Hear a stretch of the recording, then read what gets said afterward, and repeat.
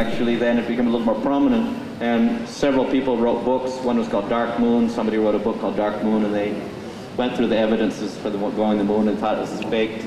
And 2 videos came out, one by Ralph Rene, which we'll see in this system. Funny thing happened on the way to the moon. And one person who was trying to figure out whether this was true or not, he did investigations. He made another DVD called Was It a Paper Moon? He made that one. And then a few months ago, Fox TV televised another presentation about the moon, not going to the moon. So very similar evidence is given in each. So it's become a little more vocal now, the objections to going to the moon. So it all started with Srila Prabhupada saying they didn't go to the moon in the 1970s, and since that time it's increased. And there's different evidences to go back and forth and argue. So first we'll present some of the evidences that we didn't go to the moon. The evidence we did go to the moon. What is the evidence we did go to the moon? Who knows? Huh? Yeah, well, we got some live television things. Of course, anyone can fake that, so it's not evidence in itself, but everybody believed it. Huh? The rock, they got a rock, yes. They got a rock, we got some pictures, and we got a live telecast, a so-called live telecast. We don't know if it's true or not. We got some pictures which may or may not be true. We got a rock which may or may not be true also, we don't know. And what else we got? Then we have the people that went there. They're testifying they did go there. So we got personal testimony, we got evidences like rock, and then we got photographs, indirect evidence. So those are the things we got. And of course the government's saying we did go.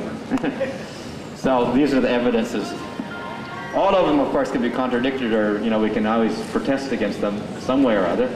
But nevertheless, generally we don't, because we think these people are authorities. Huh? Anyway, there are certain indications that give rise to some doubts on this, on all these levels. The witnesses themselves that went, the evidence they've given, there's some doubting factors. So the video will present some of these evidences.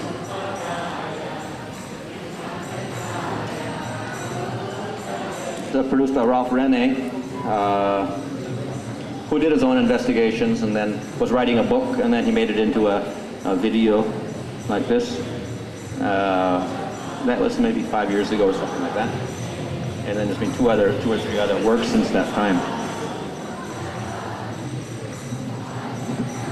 What evidences, or let's say at least things that raise doubts? I'll make a list of those. And then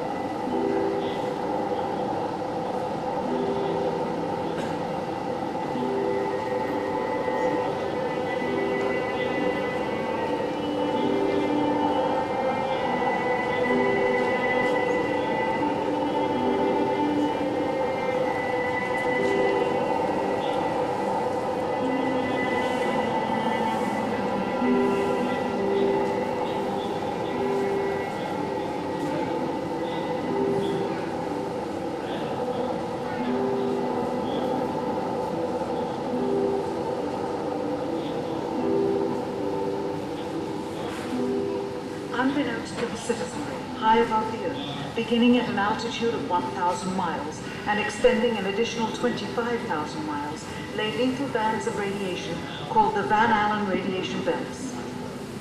Every space mission in history with humans on board, from both the United States and Soviet Union, from the first in 1961 to the present, has been run into this deadly radiation field. Mercury, Gemini, Soyuz, Skylab, the Space Shuttle, all maintained altitudes well below 1,000 miles. All except be required. the mammoth Saturn V rocket used by Apollo was already 35 stories tall and weighed as much as a battleship. To add additional tonnage in the form of a lead barrier completely surrounding the crew members would have made it impossible for the vehicle to get off the ground. That is why the Soviets, though more advanced, only sent an unmanned probe to the moon. The Apollo spacecraft's narrowest shielding was less than 1/8 of an inch of light aluminum.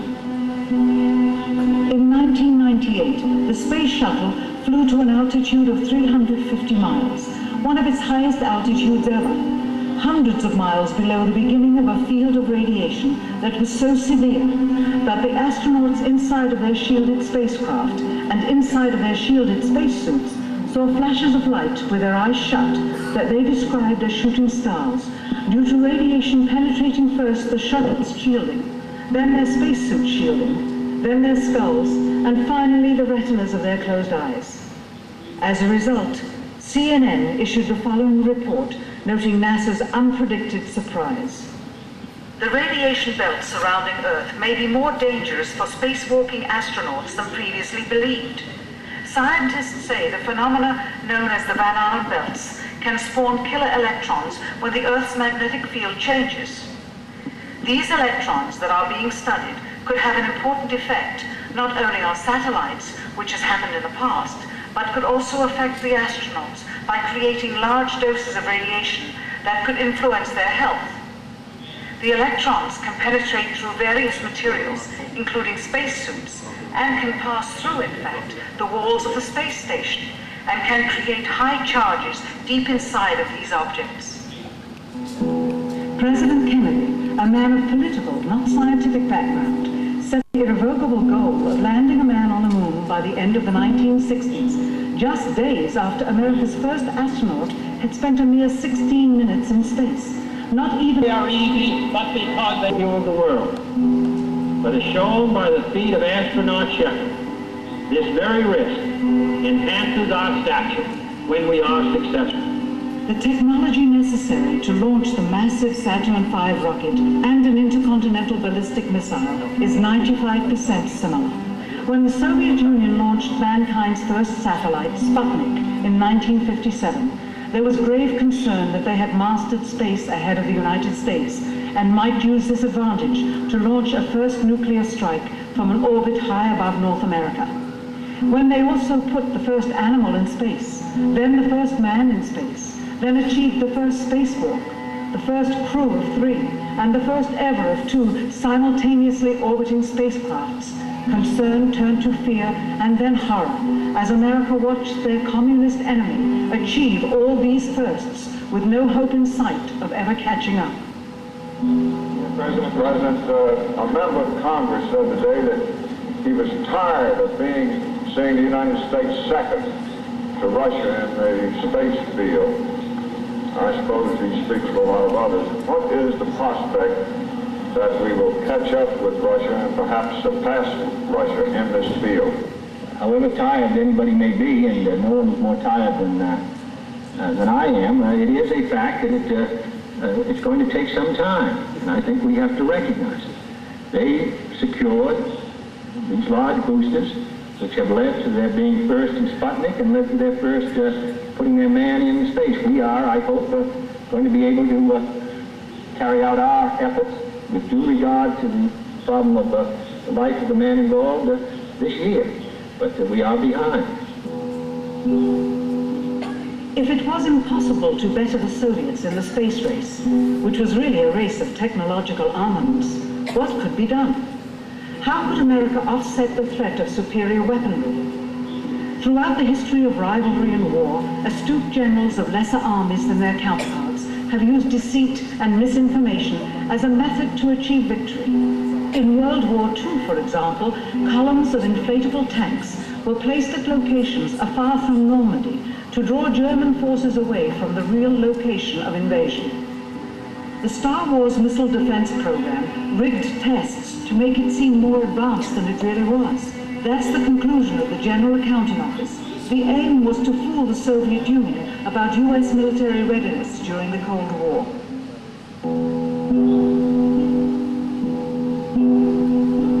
Certain Clearly, it was not possible to fool just the Soviets about US strategic capability in the 1960s, while somehow informing 200 million Americans of the truth secretly. In order for them to believe the United States had the capability to go to the moon, everyone would have to believe it. Furthermore, the pride of a nation was at stake, and the goal of a martyr, not to mention the growing unrest domestically of a government throwing tens of thousands of lives away in a foreign war riddled with contradiction and ambiguity. In addition, the Apollo program had already spent billions of dollars. If it failed to achieve its goal with such an investment, it would indeed be a large and bitter pill for the taxpayers to swallow. The cost of the program, whose sole goal was to be the first to plant a flag on the lifeless rock just outside the Earth, if adjusted for inflation to the 21st century, was $135 billion. With a profit margin of just 7%, this would be equal to over $9 billion profit going to the privileged contractors chosen by their friends at NASA. If the machinery was in fact only achieving Earth orbit, as other earlier missions had already done, then the completion and functionality of the other components would not have been as important, and even more profit would have been made. $135 billion could feed 2 million people for their entire lives. It could also buy 2 million two-bedroom houses. Yet how could such an undertaking be kept secret, and for such a long time? To the latter, one needs only to remember that an unsolved riddle 6 years older, the assassination of President Kennedy, still daunts the minds of the vast majority of Americans. As a parent of a conspiracy, as his assassin being assassinated himself, the truth of the matter has still escaped history. In keeping a secret of the magnitude of the Apollo missions being fraudulently created, one turns to the Manhattan Project for comparison. Surreptitiously building the first nuclear bomb during the early to mid-1940s involved 129,500 people over a 3-year period. Yet the secret did not get out. A quarter century later, the art and technology of espionage inevitably improved, narrowing dramatically the number of players in the know of a large clandestine operation. Just 1 year before the first mission to the moon, NASA launched the Tetra satellite, specifically designed to simulate flight data coming from the moon, so that the ground crews could rehearse the landing, much as the astronauts did in their own simulations. Had it not supposedly fallen back to Earth, all that would have been needed during the actual flight would be a repeat of one of these computer programs, with a few original variations, transmitted to the satellite for rebroadcast to Houston. Scores of computers and their deceived operators on the ground would then receive prearranged information, including the alleged location, altitude, and fuel consumption of the spacecraft, as if it were descending to the moon's surface. If the Soviets tried to find the actual location of an Apollo crew in the hundreds of thousands of miles surrounding the Earth and the moon, it would be tantamount to trying to find a rowboat in the Atlantic Ocean. The fact that the Apollo program was so departmentalized, with various construction and test sites around the country, meant that only a few people saw the whole picture. And for the first time ever, there was no independent press coverage of such an historical event. Whatever pictures and sound were distributed to the public were strictly controlled and previewed by the federal government. They were then disseminated unchecked until this hour. For who would realize that the unthinkable was not only possible, but absolutely true?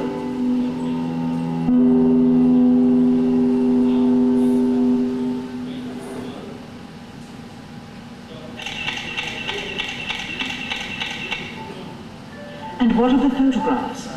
What do they tell us? On 3 separate occasions, our office asked NASA's Public Relations Department for every single picture of an astronaut on the surface of the moon, just during the maiden voyage of Apollo 11. Many duplicates were sent. In all, fewer than 20 pictures were found, including first-hand investigation on site at the agency's vaulted archives. Quite surprising, considering the historical significance of the event.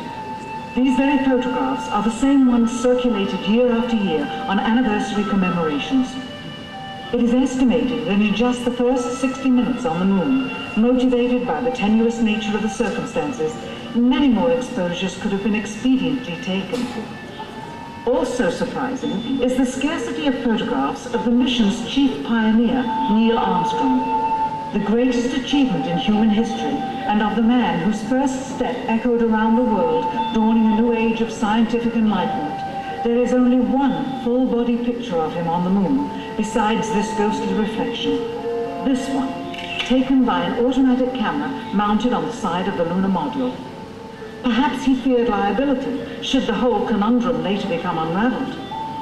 Perhaps he has forgotten that he attested to the authenticity of the event with his signature on this plaque engraved by the federal government. In fact, in the more than 30 years since the event, aside from NASA's initial press conference and the occasional brief anniversary remarks where few questions were permitted, he has never given one on-camera interview. Photographic anomalies have to be sought out with an understanding of lighting and shadows.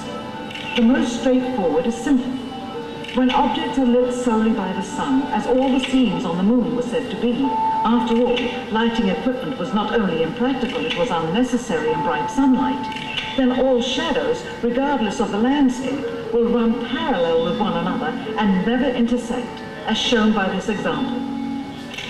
In these seldom seen photographs, obtained from a rarely used auxiliary NASA archival site, it is clear that these scenes were lit with artificial light. These shadows, which are cast at different angles, are evidence that a second light source is being used. In addition, the sun would not cause an isolated hotspot like this, only an artificial light would. Again, intersecting shadows and another hotspot. And again. And again.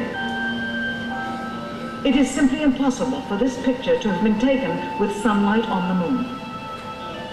Here, the shadows are shown to be as black as pitch. And yet here, completely in a shadow, the astronaut is lit up like a Christmas tree. How can this be? Or this, on the shadow side of the lunar module. In this magnification of an Apollo photograph, a rock, very likely a papier-mâché prop because of the crease here, is categorized with the letter C. In later releases of the same picture, the letter is gone, probably airbrushed out. Here, a crosshair, which was burned directly into the image from the film plate, and thus should always appear on top of the objects in the photograph, appears behind the object in this scene, clearly revealing a composite of two pictures into one.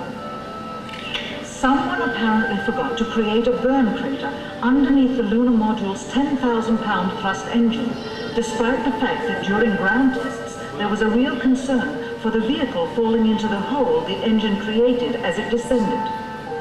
Here is a Norman Rockwell depiction drawn just 2 years earlier, based on the latest specifications and scientific data. In these enlargements, it looks as though the lunar module was simply placed there, not even one speck of moon dust on the landing pod. As a result, all subsequent flights had to have the same discrepancy, which was explained away by the effect of no atmosphere. And what about stars?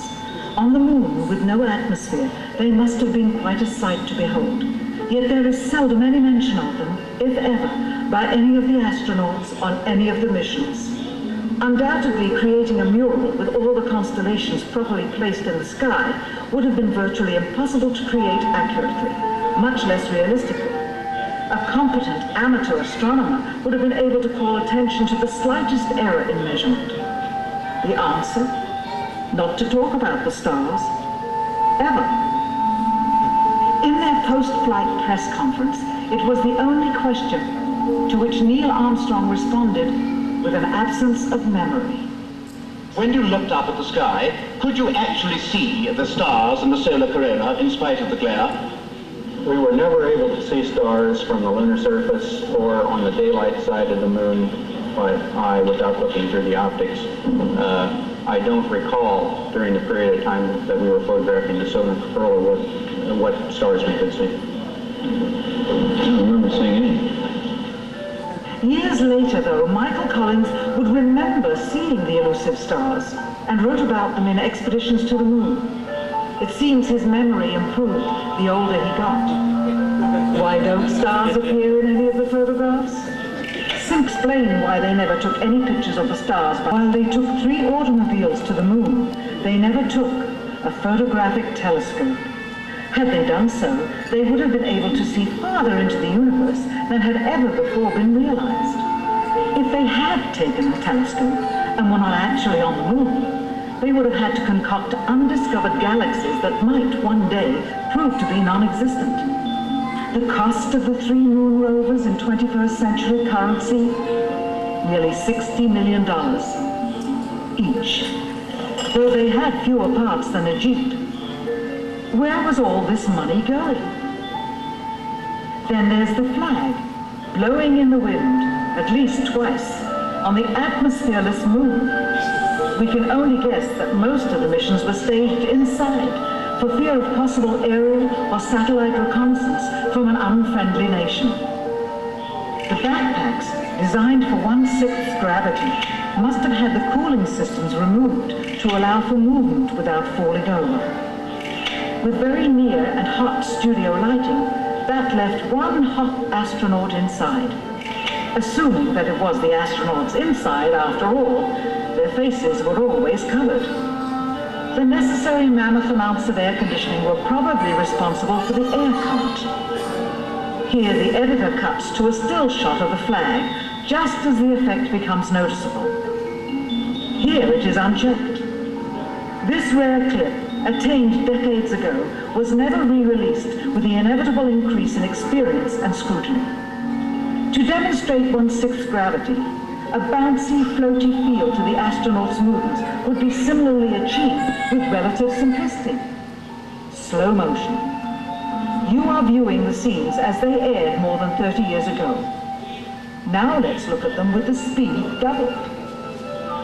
It becomes discernible that they are, in fact, in Earth's gravity, and are no more leaving the ground than they would on Earth. It is clear from these rarely seen color television pictures that the crew of Apollo 11 brought a high-resolution color video camera with them on their mission, yet the only pictures broadcast live from the moon's surface were these from a low-definition black and white camera. In fact, the networks complained because in addition to this, they were forced to shoot the images, second generation, off of a projection TV of the technology of 30 years ago, and were not even allowed to take a direct feed, which further degraded the quality and clarity of the images. Perhaps this was precisely what NASA and the federal government had in mind. After all, it was a first, regardless of where they were. Better to open up their debut mission with fuzzy pictures and numerous blackouts, rather than show too much revealing detail of a false scene that was yet unproven. And finally, the element that seals their fate. Of all the footage of Apollo 11 requested from NASA over a 5-year period, one gem was discovered just before the completion of this documentary. An old reel received by mistake. It contains the raw or unedited footage of the crew of Apollo 11, Michael Collins, Edwin Aldrin Jr., and Neil Armstrong, staging part of their mission for nearly an hour in living color, with exceptionally clear behind-the-scenes audio of conversations discussing the techniques to achieve a disingenuous picture depicting the Earth at a distance in order to falsely demonstrate their far journey from it and their ability to survive passing through the Van Allen radiation belts. It cannot be misconstrued that this staging was done for some other reason. For the reel itself is slated and dated July 18th, 19th, and 20th, 1969, the very days of the mission when they were said to be approaching and achieving lunar orbit. Furthermore, it is apparent they are in genuine zero gravity aboard the actual spacecraft, necessary to convince the mass media of their authenticity, just not any further than Earth orbit, as you will see. In this never-before-seen or heard footage, not only is the radio conversation between the astronauts and Houston Control audible, there is a secondary, private conversation taking place between the crew and a third confidential party, prompting the astronauts with what to say, when to speak, and how to effectively manipulate the camera to achieve the desired misleading effect. NASA claims that the Houston transmissions were the only ones taking place with the astronauts. Listen now as Houston Control initiates a conversation with the crew, only to find them too preoccupied with the behind-the-scenes trickery to respond. Moments pass and the oversight is picked up on by the clandestine third party, who quickly prompts them with talk. Immediately, Neil Armstrong speaks. Call 11, Houston, Go says that the TV looks great, over.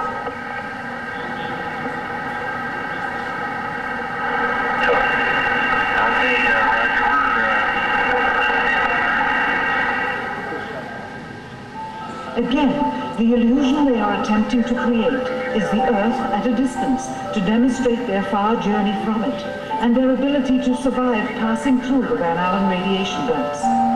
Understand, too, that only about 20 seconds of this raw footage was ever broadcast to the public, and these conversations discussing their deception were believed to be private until now. Here they discuss that these television transmissions were in fact not broadcast live as everyone believed. They were first screened and edited for playback later. All right, Janita, we just wanted a narrative such that we can, when we get to playback, we can sort of correlate what we're seeing. Thank you very much. Here they discuss the fact that they have turned out the lights and have blocked out sunlight from entering the spacecraft through the other windows, as to not cause any reflected light to fall onto the spacecraft's wall in the foreground. Okay, very good. Well, we can set out the sun coming in from there under the spacecraft, so it's looking through a number one window, and there isn't any reflected light. The reason this was done is so that the truth of the matter would not be revealed. It is this. Though the federal government would have you believe that this is a view of Earth from a distance out of the spacecraft's window as it nears the moon, it is not. What they have ingeniously done is placed the camera at the back of the spacecraft and centered the lens on a circular window in the foreground, outside of which it is completely filled with the Earth in low orbit.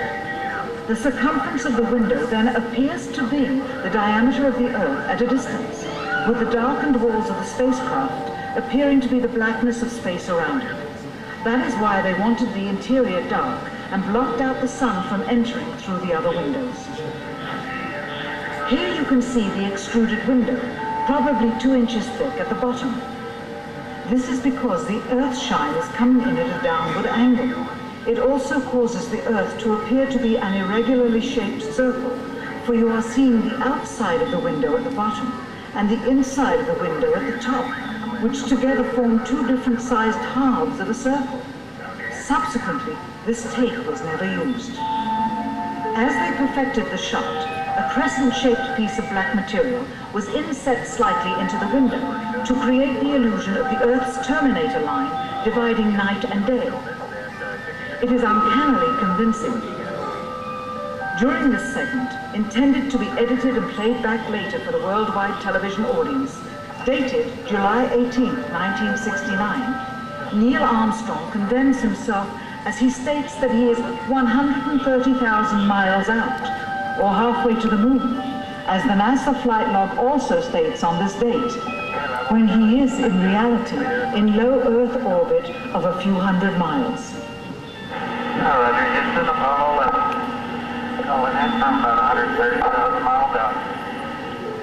Here, during another segment, also intended to air after review, Neil Armstrong falsely explains to the viewers how the shot is attained by putting the camera's lens to the window's glass, as it would have to be if they were the claimed distance away from the Earth. We only have one window that has a view of the Earth, and it's filled up with a TV camera. If the window was completely filled up with a TV camera, as he stated, then an astronaut's arm would not be able to get between the camera and the window, as it obviously does here in this outtake. South America becomes invisible to those beyond the Terminator or inside the shadow. You can also notice how the astronaut operating the camera reacted to the mistake by attempting to pan away from it. The white band, spectrum of clouds and space across the Earth. segment that they believed wasn't even being recorded, much less suitable for broadcast, for the lens was being zoomed out and the scene was being changed to that of an interior of the astronauts at work, and apparently the stop button popped back up on the recorder without notice. Here is the diffused work light that they used to see camera controls, but not throw light onto the spacecraft's wall. Here they removed part of the crescent insert.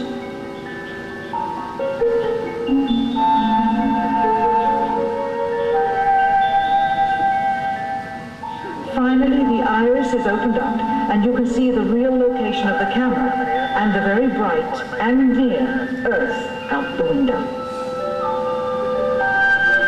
Here is the slate for the 19th of July, and the same shot of trickery on the 19th of July. And then the 20th, and the same misleading shot on the 20th. Later that evening, they were said to be walking on the moon.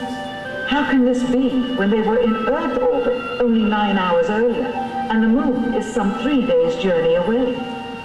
Furthermore, if they genuinely went to the moon, why would they be faking any part of it? Why this trickery with the window? By faking being halfway to the moon, it becomes apparent that they did so because they could not even go halfway.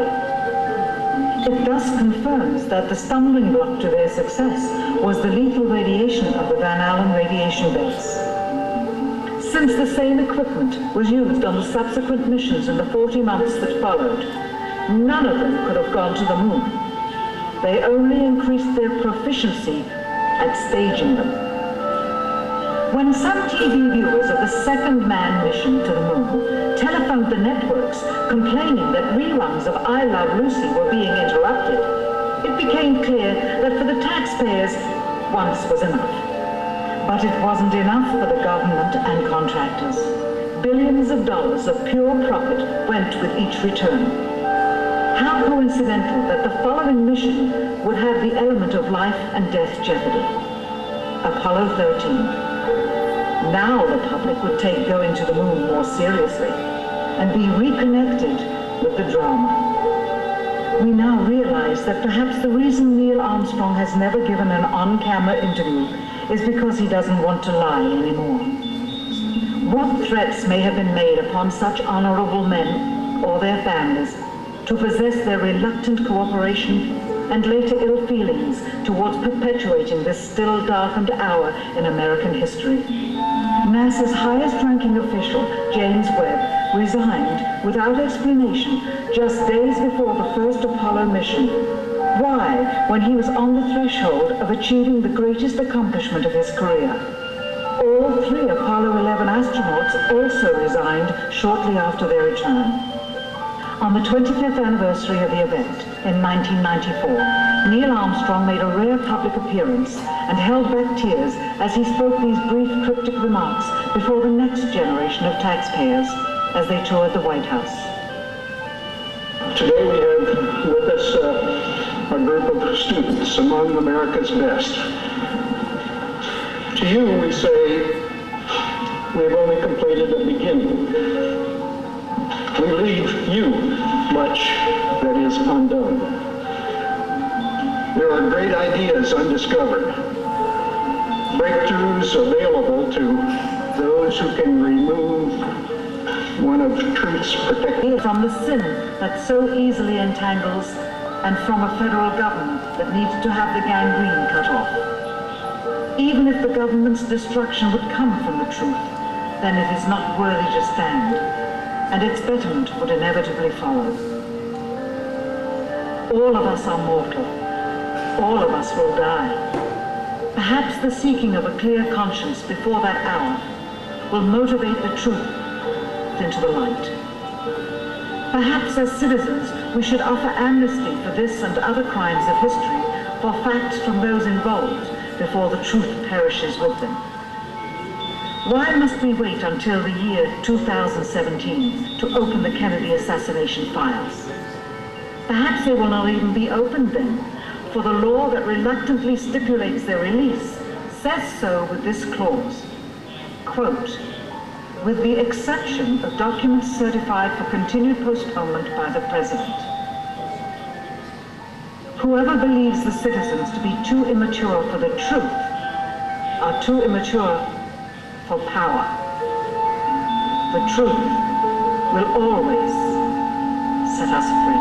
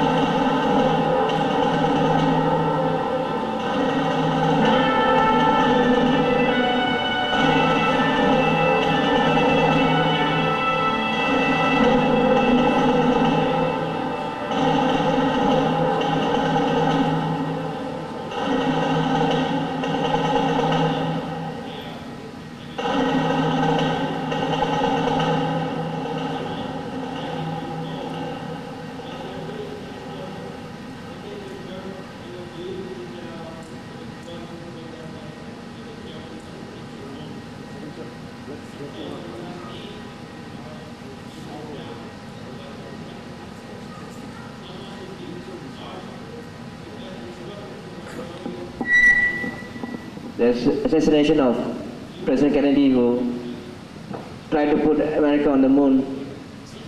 He died before the staged landing. That's another conspiracy. Now Maharaj will speak on, there are too many conspiracies involved in this moon machine, moon landing scheme. Should we take a vote? Did we go to the moon or did we go to the moon? Did go. We went to the moon or didn't go? Anyway, as I said, when the thing was first telecast, everybody, no one doubted it. Okay? Only one that said no was Prabhupada. And that shocked even the devotees. So Prabhupada, of course, gives a different reason, not the evidence that he didn't see it on television, so he didn't investigate any of that. His idea was that, you see, if you want to go to the moon, then you have to have punyas. And the only way you go to the moon is after you die. After you do punyas, then you go to a heavenly planet called the moon. And what they did, they went to this planet, in a spaceship. So it's not possible. There's like Ravana trying to build a staircase to heaven or something like that. So that was his initial, argument, not the technological arguments like that. That was the first, doubt. So now they've given different types of evidences here. Maybe you can stick back in here.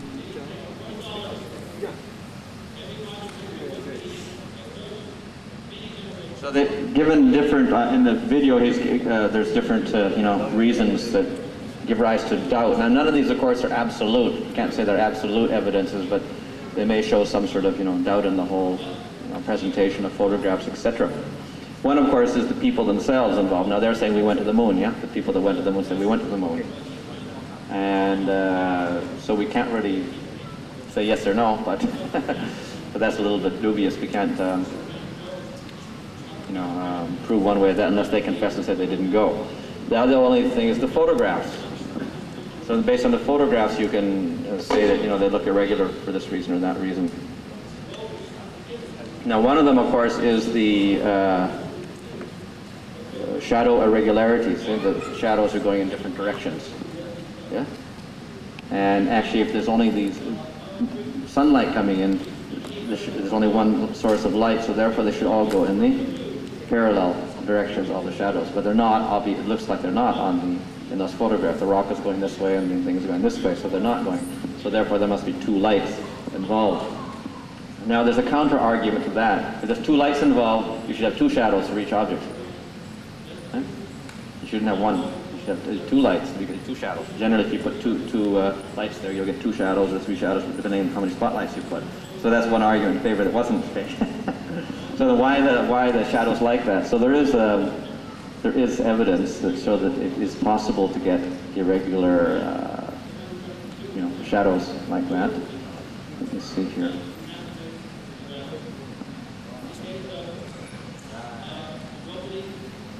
This is from a site that's defending the moon landing.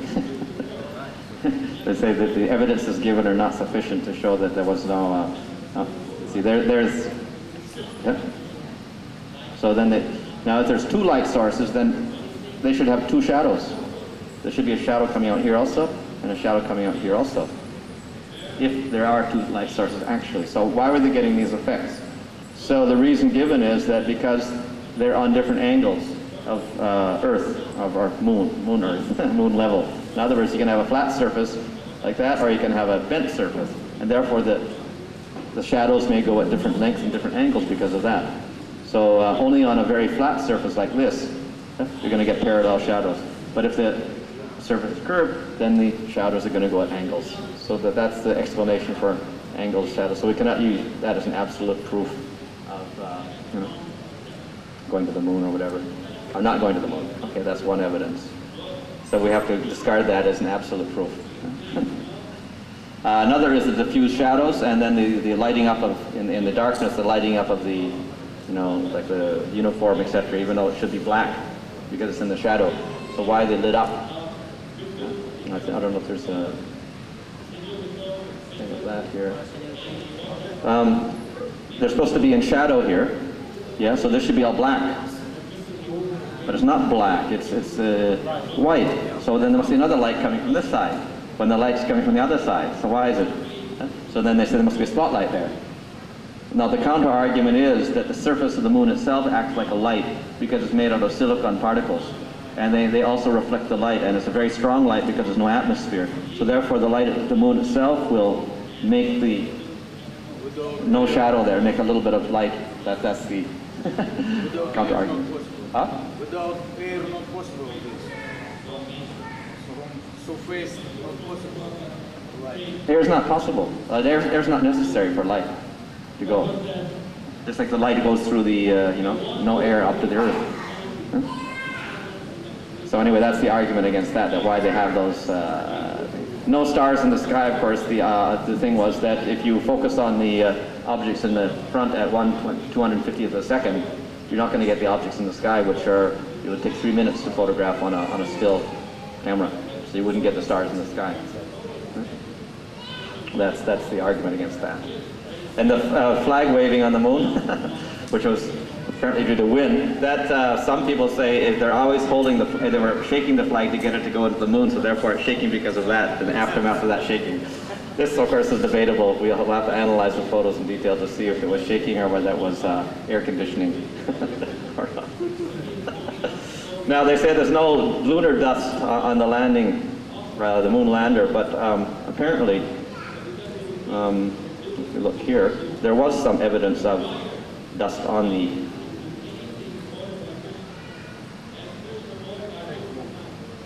there's some evidence somewhere of dust on the oh, here's the crosshairs, by the way. They've given different examples of the crosshairs thing like this. So this person defends it, saying that actually they did touch the pictures up later on. They did touch them up.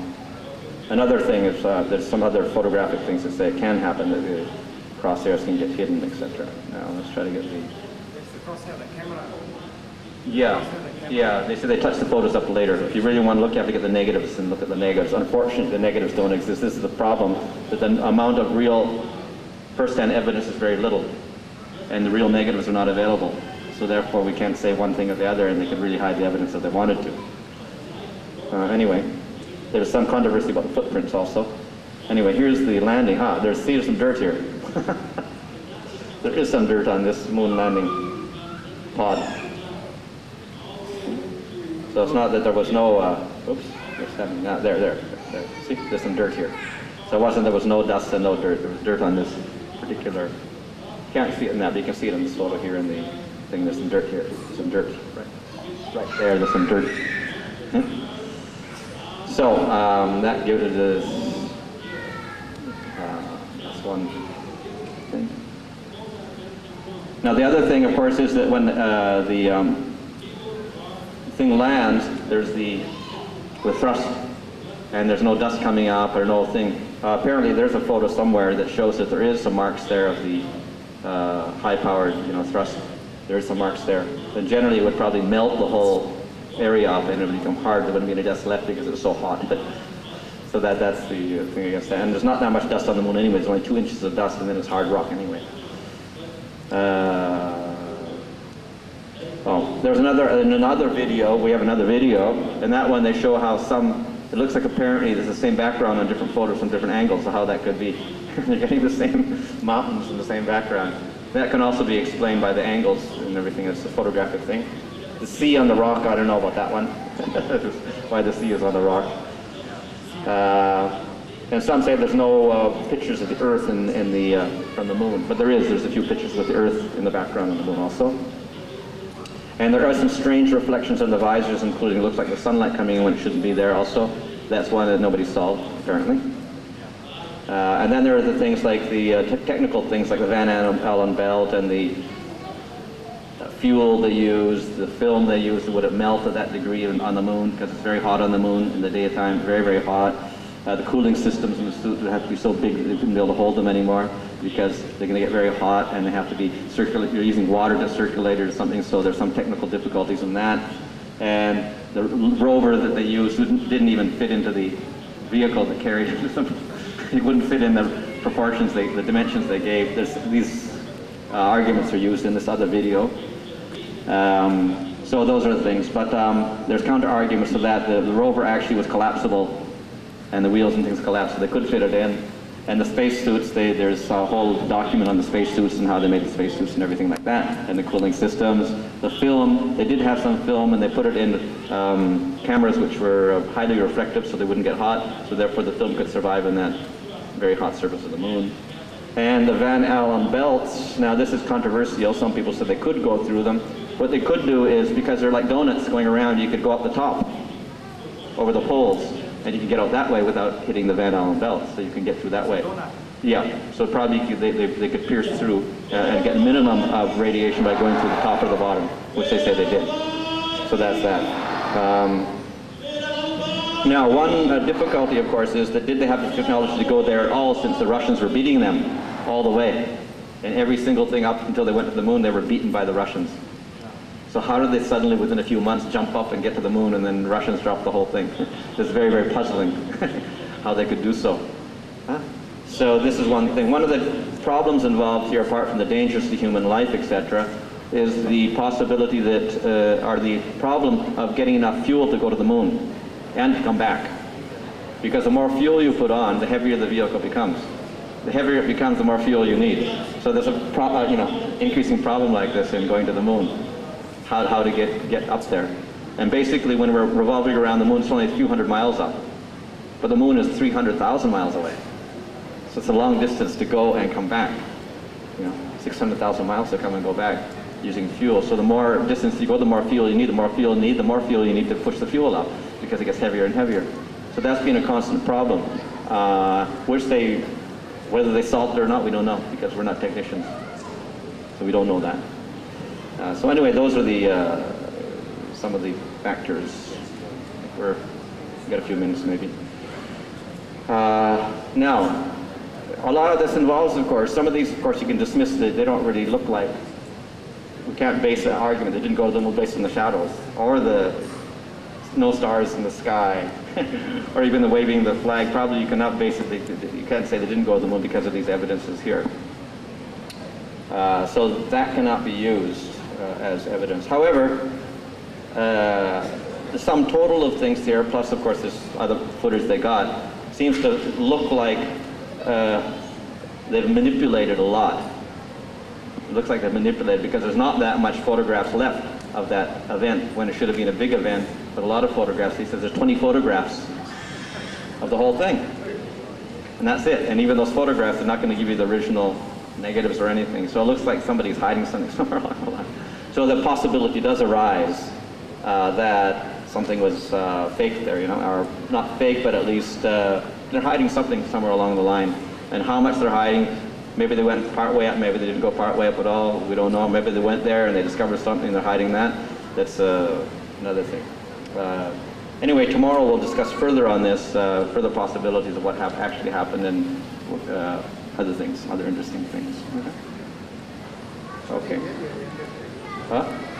From a satellite that shows previous and after they landed, there is some markings there on the surface of the moon. That's put up with these people here who made this document that said they did go to the moon after all. So then they supplied one photograph from a satellite to show the markings, irregularities, which weren't there before when they took the photograph afterwards. So that, and then that's proof they did go to, something went to the moon at least and left some markings there on the surface. Huh? Our Russians. But then again, he said that it is rather suspicious why they stopped the whole moon ventures after a certain period. They dropped it completely. After doing so much in that direction, they dropped it completely.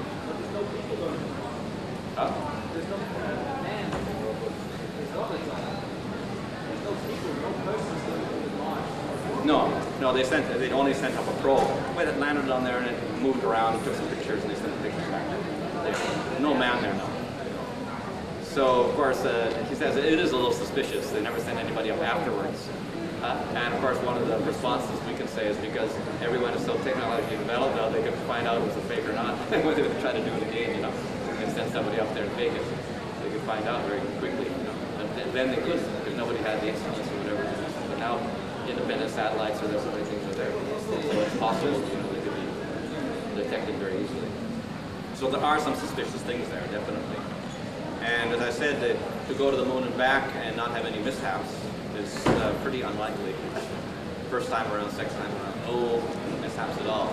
It's very, very lucky. The odds are not in that favor at all, since they did have a lot of problems just shooting off the ground and so many things failed and so many things crashed. So to do the whole thing very quickly and then go to the moon, Scripture say about the moon and going to the moon. Yeah? So of course we do know the moon is a heavenly planet. It's part of Svarga's sphere. And they have heavenly enjoyments there, they live there, they have palaces, they have gardens, etc. So if you go there, then one will see those things, but generally you cannot go there because we don't have the proper bodies to do so. We have to have a lot of punyas behind us in order to go to that sphere. According to the Vedas, there's heavenly planets, there's Bhuvar Loka just above us, with all anything. It's difficult to see that. We don't see that with a telescope or anything. Very difficult to conceive of. So modern scientists generally reject this type of thing as imaginary. Nevertheless, it's very prominent in the Veda religion and in the Bhagavatam.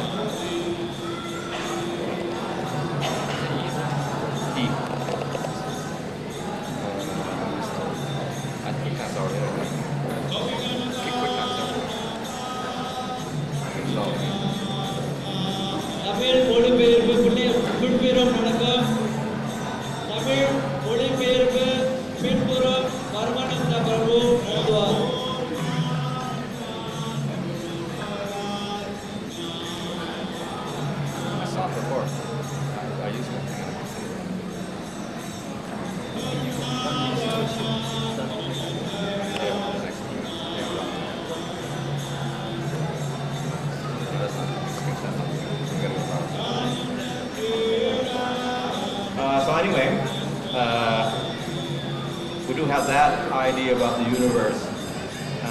At the same time, in the Bhagavatam, we have other descriptions of the universe, not vertical. That's a vertical description of the universe. We have Bhuloka, Bhumaloka, Svargaloka. That's one. And then we have another description of Bhuloka going outwards, where we have Mount Meru in the middle, with Varsha around there in one corner, and other Varshas.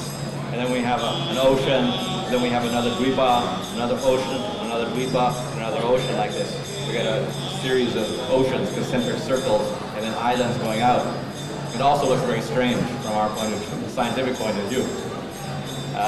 So that's another conception of the structure of something or other in our universe, in the Bhagavatam. And then we have other mentions in the Bhagavatam of different places in the on the Bhumandala. So, how do we make sense of all this? The Vedic understanding of the universe. The center of Bhumandala is the circular island of geography with 9 subdivisions called Varshas.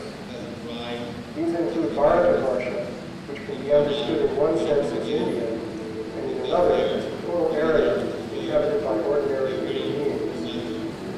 Geometry is centered on the geometrically shaped Sumeru mountain, which represents the world axis and is surrounded by the city of Brahma, the universal creator.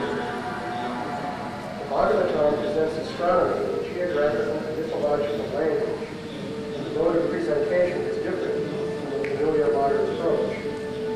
Although the Earth disk of Bhanu may look naively unrealistic, careful study shows that the Bhagavatam uses it to represent at least 4 different reasonable and consistent models. These are: 1. A polar projection map of the Earth globe. 2. A map of the solar system. 3. A topographical map of South Central Asia. 4. A map of the celestial belt of the Indian. There are bound to be contradictions when one structure is used to represent several different things in a composite map. These do not cause a problem if we understand the underlying intent. To draw a parallel with medieval paintings portraying several different parts of the story in one composition. This painting shows St. Peter pull the line. Make him pull the line. Similar follow. showing 2 different parts of the story about Krishna. Such paintings contain apparent contradictions. One character for different places. The person who understands the story Same one again. will not be disturbed by this. As source material, we will refer to the Bhagavad Purana and the several important commentaries on this text, which have traditional Indian scholars. We will also refer to the great Indian epic, the Mahabharata, and other sacred texts, including Vishnu Purana, and to important Indian astronomical works, such as the Sirius Sonata. The mandala as a planisphere. We begin by discussing the interpretation of the mandala as a planisphere, a polar projection map of the Earth globe. Each important interpretation of the mandala is obtained by focusing on a cluster of blue mandala features, and temporarily ignoring features outside the cluster. In this case, note that the ring-shaped islands and oceans of the mandala have widely varying scales as defined in the Bhagavatam. For now, we ignore this. The planisphere interpretation of the mandala requires that we give them all equal width. In fact, this is commonly done in diagrams of the mandala, such as this one, dating to the early 19th century. The mandala of equalized rings can be seen as a stereographic projection of a spherical Earth. Stereographic projection is an ancient method of mapping points on the surface of a sphere, points on a plane. This method can be applied to map a modern Earth globe onto a plane. This flat projection is called planisphere. The mandala can likewise be viewed as a stereographic projection of the globe. Such globes exist in India. Here is one that was probably commissioned by Sawai Jai Singh, Raja of Jaipur, in the early 18th century. In this globe, the land area between the equator and the mountain arc is Bharatavarsha, Baker India.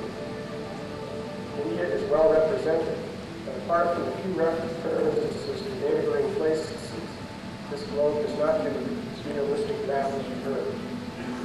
It was clearly intended for astronomical rather than geographical purposes. Here is another globe showing geometry. Although the Bhagavatam does not explicitly describe the Earth as a globe, it does so indirectly. For example, it points out that night prevails diametrically opposite to the point where it is day. Likewise, there is sunset opposite the point where the sun is rising. According to the Bhagavatam, the sun orbits just above Brahma on its chariot. Taken literally, the sun's rays should spread out smoothly over the plane of the Brahma, leaving no points of sunrise or sunset, and no area equal in darkness. This seems to contradict the Bhagavatam statement about day and night, diametrically opposite points. But there is no contradiction if we adopt the planisphere interpretation of the model.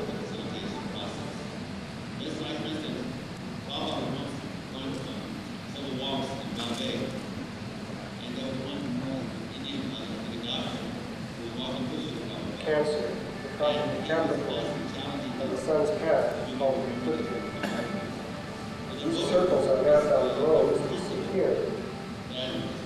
The sun is always directly above some point on the ecliptic, and the globe rotates relative to the sun plus ecliptic once per day. The sun also slowly moves along the ecliptic, making one circuit through the year. The seasons resolve as the sun's northward and southward movement on the tilted ecliptic circle. These four circles project stereographically as shown here. The ecliptic projects onto an off-centered circle in the planisphere map, and the sun's position on this map corresponds to the point on the Earth globe where the sun is in the zenith. The terminator, the boundary between day and night, is a great circle on the globe that is perpendicular to the sun's zenith position. It projects stereographically onto a circular arc on the planisphere that rotates once every 24 hours. At the equinoxes, this arc becomes a straight line. At the solstices, it bends so that the north polar region is illuminated in the northern sunlight, or in darkness in northern winter. The passage of day and night is described in the Bhagavatam as a straight terminator rotating over the plane map, as we see here.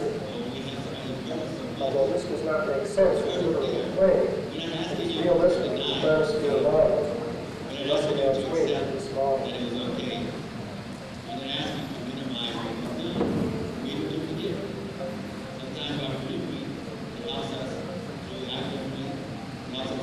Here we see the ecliptic of the zodiac projected stereographically onto the Earth map. The sun and zodiac revolve clockwise together once per day, while the sun moves counterclockwise around the zodiac once per year. Here the zodiac is projected stereographically onto the model. Note that as the sun goes around the off-centered zodiac in its yearly orbit, it crosses a ring-shaped island of ocean in the model. This ocean-crossing motion is described in the parameters, and this also adds weight to the planisphere model.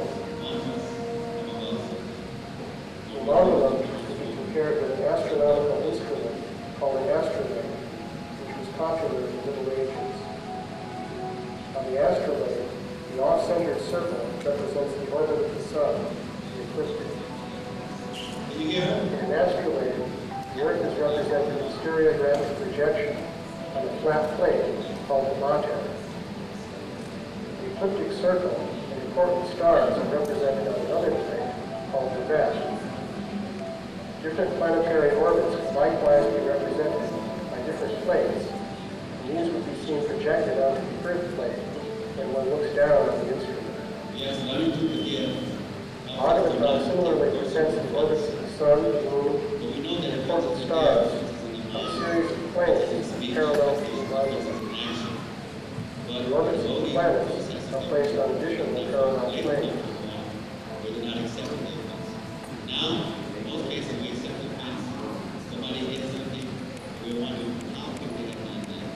Here we see the Bhagavatam's model of the orbits of the sun, moon, and 28 important star constellations. These lie in three planes parallel to the model. The layout is comparable to that of the astrolabe. Seen from the side, we find that the moon is higher than the sun. This is simply an artifact of the astrolabe model. It should not be taken as physical. Seen from above, everything falls into place in projection in an astronomically realistic way. Although the Bhagavatam presents the Earth-Moon system indirectly as a planisphere model, the Indian astronomical texts called Jyotisha Shastras directly give a realistic picture of the Earth-Moon relationship. Here we compare the Earth and the Moon of lunar orbit of modern astronomy with their counterparts of the Sirius and Argus, as the name of Shishak. Mandala is a map of the solar system. We have shown that the mandala and the orbits of the sun, moon, and planets have the structure of an asteroid based on a stereographic projection of the Earth's base. The mandala has another cluster of related features, identified as a model of the solar system. Consider the plane of the mandala cutting across the sphere of the mandala. Previously, we understood the mandala as a planisphere mass. Now we shall take it as a vertical plane. It looks at first like a flat Earth, rolled in the sky above, and the underworld below.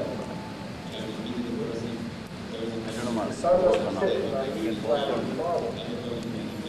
Bhagavatam says that the sun orbits on its one-wheeled chariot, which rides on the mandala. Take the mandala as a literal plane. You see this. We expect the sun to rise above the flat Earth disk at a steep angle and then set at a similar angle. The motion of the sun on its chariot corresponds to what happens in the Arctic during the summer, but it never would be observed at the latitudes of the moon. At these latitudes, the sun orbits above the observer's head, as shown in this model. Since the mandala is close to the plane of the sun's orbit, the mandala must stand at an angle to the plane of the observer's horizon. It is not the flat Earth imagined by naively extending at the horizon. Rather, in the Arctic, the mandala corresponds to the elliptic plane. The sun has two motions. The planisphere model, the rapid daily clockwise motion, takes the sun around the cosmic axis of the area relative to the mandala. Slow yearly counterclockwise motion takes the sun around the ecliptic circle. Here the denominator is clockwise.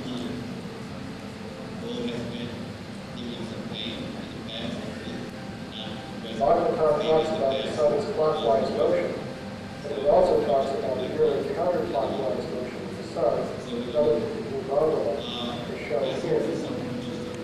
This motion supports the interpretation of the mandala as plane, since the sun goes around the ecliptic counterclockwise once every year.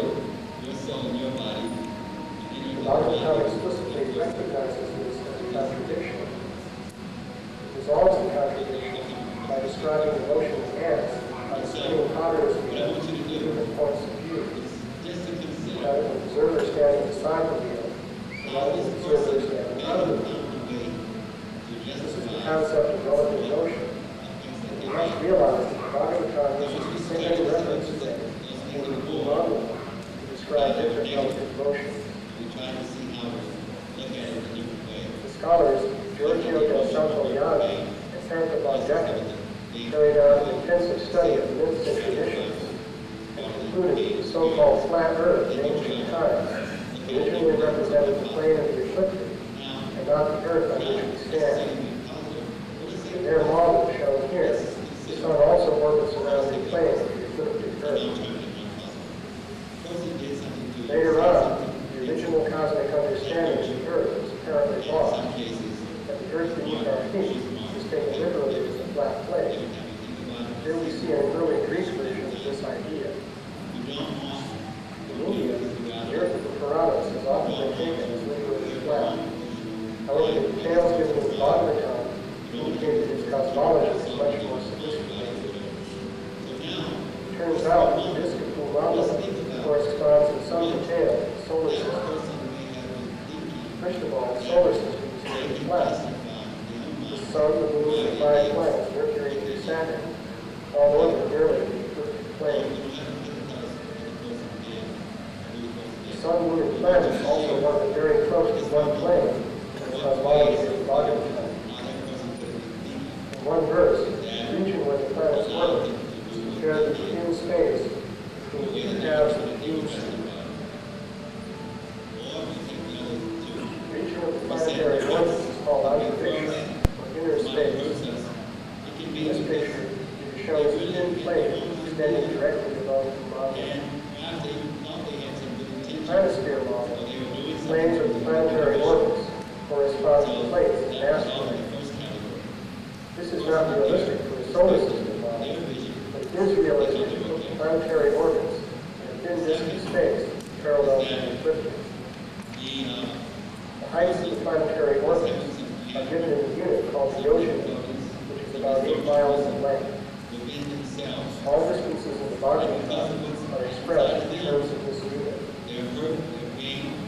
The thickness of the observation disk is roughly the same as the spread of the orbits of Mercury through Saturn, perpendicular to the ecliptic. So now it's we are over.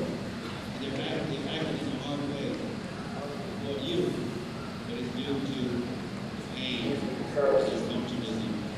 And you agree that Planisphere model, we ignore the actual size of the model, impressed with ring-shaped features, a small set of rings around galaxies. If we restore these rings to their real size, we find that they correspond to planetary orbits. First of all, we can understand the size of the model by comparing it to the orbit of Uranus. Measured in the ocean, the model is slightly bigger in diameter than the orbit of this planet.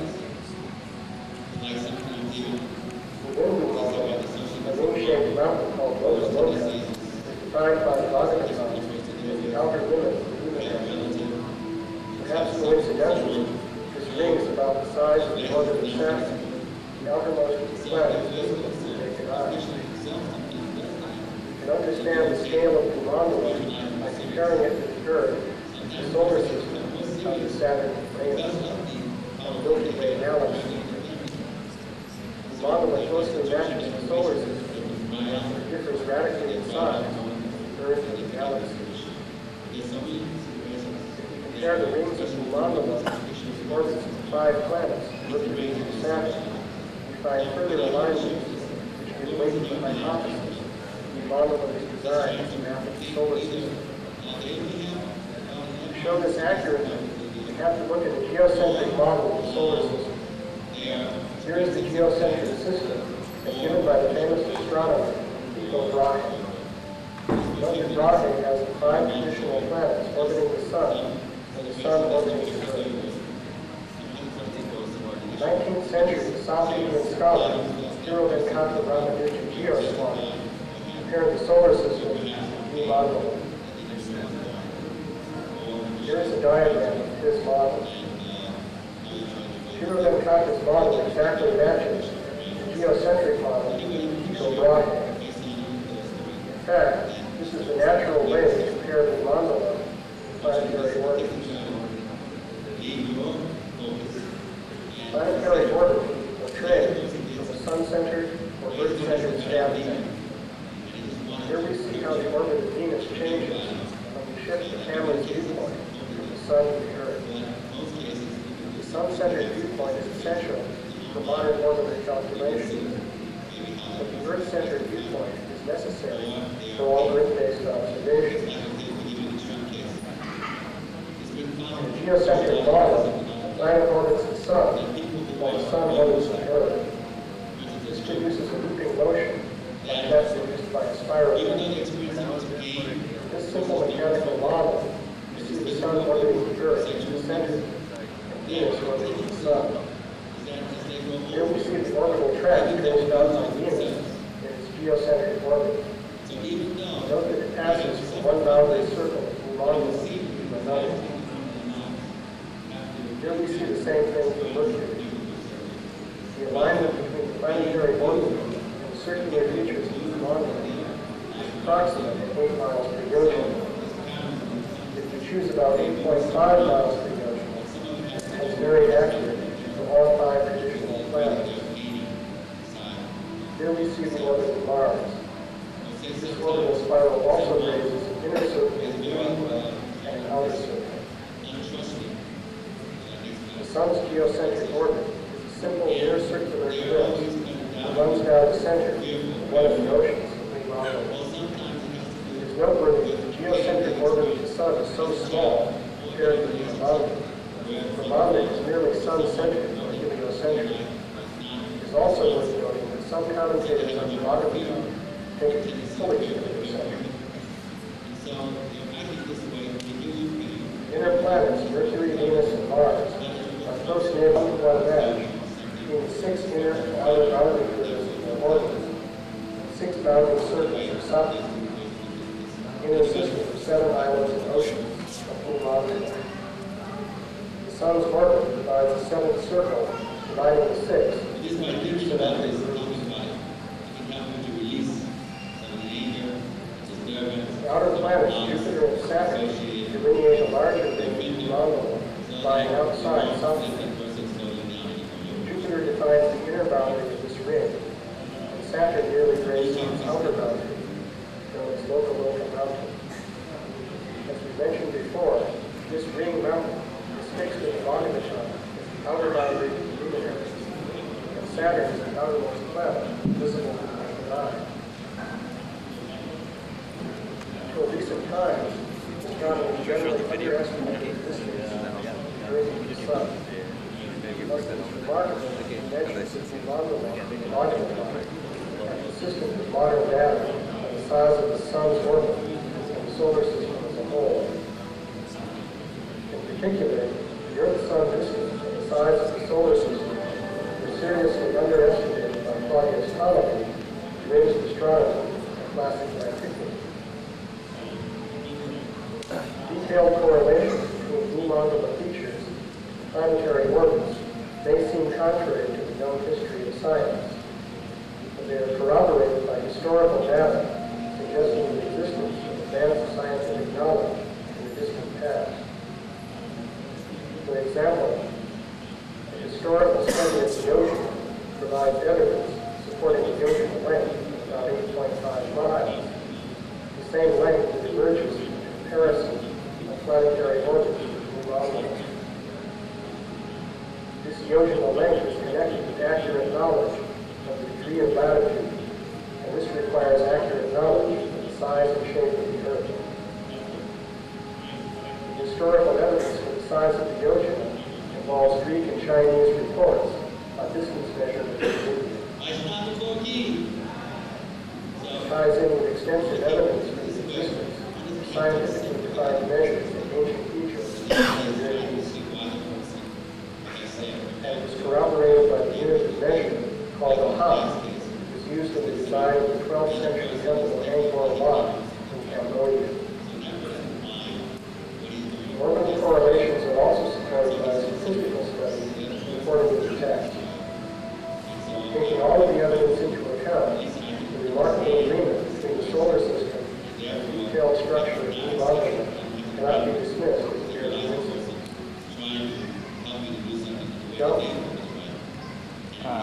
So I'm showing this just to illustrate that the Bhagavatam description of the universe is not so far out as we may think. That it actually has, if we take the measurements and process and calculate it into miles, and then we take the orbits of the different planets, taking the Earth as center, the dvipas correspond to the dimensions of those orbits. So as Sadhu Buddha pointed out, it's a very elaborate and complicated calculation to make. And if people were primitive many years ago, they couldn't get exact orbits like this. And even the classical astronomer Ptolemy, he made a mistake. He couldn't get the orbits correct. But the Bhagavatam got them correct. So, in other words, there seems to be a source of knowledge in ancient times which accurately predicted the orbits of these different planets in the solar system. They're represented by the map of Jambudvip. After that, he presents some other things, and then finally he presents the fourth version of the universe according to subtle planes of existence. So those planes we cannot see, but they're explained in the Bhagavatam as existing, such as Svargaloka, etc. So how does that fit in? And that's exactly where Prabhupada raised this point that they didn't go to the moon, because if they went to the moon, then they would have should see, Svargaloka there, but all they saw was some rocks. And of course, according to Bhagavatam, you can't go to the moon, and in your next lifetime you would elevate yourself and get a subtle body to, enjoy those things. So the point here is that the Bhagavatam is presenting presented different points of view. One is the subtle view with different worlds, so to speak, or different dimensions, with the devas on one level, us on one level. And the other is the Bhagavatam is also presenting a description of the solar system with the different dvipas. And that seems to be pretty accurate. So in other words, the Bhagavatam is presenting a physical description of the planets also by describing Bhumandala and the dvipas. So that is not so, it's not contradictory to modern science, actually it's quite accurate. And in that sense, we could go to the different planets if we had a machine to go. We could go to those physical planets. So it's not impossible to go to the moon, but we could go to the physical planet. Still doesn't mean we could go to that Svargaloka sphere. So those spheres are mentioned in the Bhagavatam. They're not accepted by modern science, but when we take up different psychiatrists, etc., and the modern experiments they do, some of them have come to the conclusion of going to Svargaloka, but by just experimenting with people and observing their so-called hallucinations and things like that, and going out of the body in subtle states, being like an astral body, they've come to the conclusion that there are other levels, other dimensions of existence, there are other beings and other worlds, etc. We don't have time to go into that now, but there are definitely, they're concluding that there are other levels of existence that you can get into, if you have the proper senses and the proper body. So probably in the future that will also be confirmed by science itself, or at least admitted by science. So therefore the Bhagavatam also is not wrong or imaginary in that sense. There are other levels of existence and higher and higher levels of existence in this material world. So as far as the moon is concerned, going to the moon, yes, it is possible to go to the physical moon. It probably is not possible to see that subtle moon with a rocket ship. You would have to develop your higher consciousness, your subtle body to see that type of existence, that type of world. One interesting conclusion in this controversy about the moon, why they're hiding the information, or it seems they're distorting it or not telling it the whole truth. There's an interesting side note. We can't take it for truth or anything like that, but have the video. You want to put the video on, or the? Oh, you want to do this one or do the video? You want to show the points to get some other vision of the universe. One of these persons is called Ingo Swann. He was actually hired by the CIA to investigate, spy on Russia. Because the Russians were spying upon America like this using clairvoyant people. So then the CIA developed a program to actually find out whether it's true you could do that, and whether you could get accurate information, and whether you could train people up to do this, to figure out what was on some secret installation in Siberia or something like that. So they actually did prove it was true. This investigation was headed up by a quantum physicist, a very famous quantum physicist called Hal Puthoff. He's still alive, and he's still doing investigations in quantum physics in zero energy field. And he did it under very strict scientific conditions, and Ingo Swann was one of the guinea pigs to experiment. And they did admit that it is true. He could go out of his body, he could observe things. And one of the experiments was he went to Russia and he spied in Russia on some Siberian secret installation, and he drew a picture of the map of the area, and he drew a picture of the machines. Later on they did a satellite thing and they took a picture, and it was exactly as he had drawn. So they did many experiments, and they proved that you could go out of your body, you could observe things at distances like that. So therefore he has some credibility as a, let's say, clairvoyant or astral traveler. Another thing he did, he went to Jupiter. They said, oh, they found out you could go anywhere on Earth. So if you can go anywhere on Earth, can you go to another planet? So they sent him up to Jupiter. So he went to Jupiter, and he made his report on Jupiter, what the atmosphere was, what the temperature was, what it looked like, what color, etc., and made a report to science. They couldn't prove anything because they